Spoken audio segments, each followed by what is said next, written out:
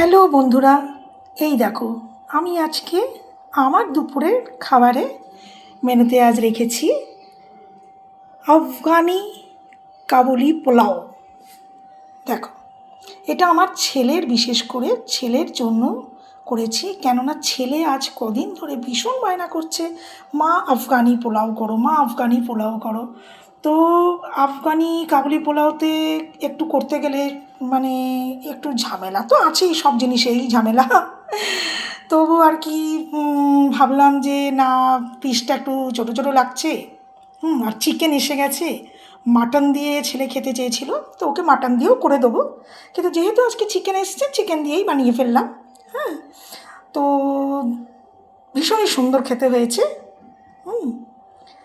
তো টেস্ট করা হলো, ছেলের বিশেষ বায়নার জন্য করা হলো এটা। তো দেখো, তোমরা দেখো, দেখে বলো, এবং কে কে খাবে চলে এসো। টাটা।